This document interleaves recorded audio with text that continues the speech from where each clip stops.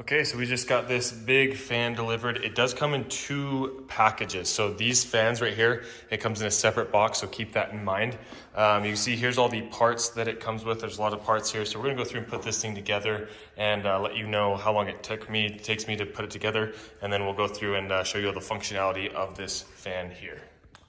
Okay, so here is the fan when it is all assembled. There's a little bit of assembly required, so it took about 45 minutes to an hour to put this together, so just a heads up there. As far as how this thing works, it works extremely well. So you can see this is huge. I'm 6 foot, and it comes up like to my chest almost here. So it's really a massive fan. It's going to provide a lot of air essentially.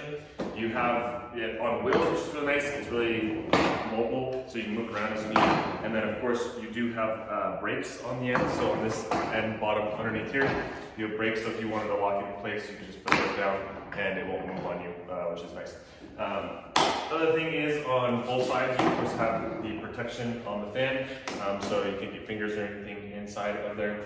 And then you do have the control box right here. So this is the control box where you have the 3 different levels of speed. And there is even a little place here you can see where you can wind up your cord. So keep everything organized. And a nice little handle to move this thing around. Now as far as the actual power of this thing, it's got a lot of power.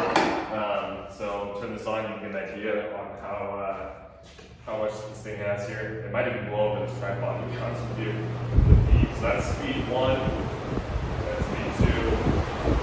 You see, trying to blow the tripod already, and that's speed 3 here. Kind of that's there.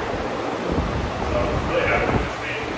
And the nicest thing is it's really lightweight. So if you were putting this in the back of a truck or whatever, traveling with it, you could easily get it up and over, and it's not going to be too heavy or anything like that, and very mobile, as you can see here. So hopefully that gives you an idea on this thing and a full kind of 360 view of this big old fan.